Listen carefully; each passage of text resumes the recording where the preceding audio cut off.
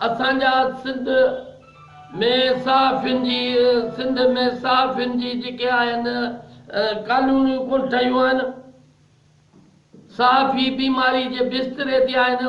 सहाफ़त चोथों सुतून आहे जो पाकिस्तान जो चोथों थंबो आहे। प्रोफेशनल सहाफ़ी वॾो परेशान आहे।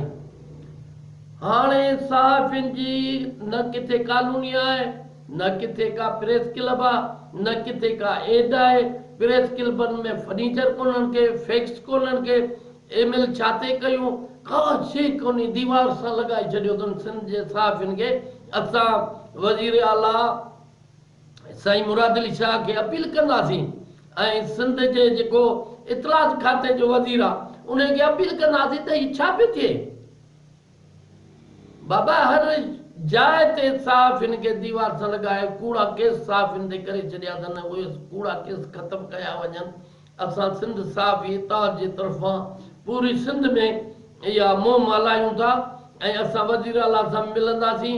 असांजो वफ़द वज़ीर आला सिंध सां मिलंदो, इत्तलात खाते सां मिलंदो ऐं असांजो जेको पीपल्स पार्टी जो चेयरमैन आहे नौजवान बिलाल भुट्टो ज़रदारी, बेनज़ीर साहब शहीद जो पुटु आहे, उनखे बि असां दावो ॾींदासीं। असां आसिफ ज़रदारी साहब खे बि दावो ॾींदासीं। असां आदि फरियाल तालपुर खे बि दावो ॾींदासीं त सिंध जे सहाफ़ियुनि कहिड़ो ॾोह कयो आहे। सिंध जे सहाफ़ियुनि एमआरडी तहरीक में 1 यूनिट में जेके बि तहरीकूं जमहूरियत बहाली जूं तहरीकूं हलियूं आहिनि उन में वॾो किरदारु आहे सिंध जे सहाफ़ियुनि जो। सहाफ़ियुनि सां वॾो ज़ुल्म आहे।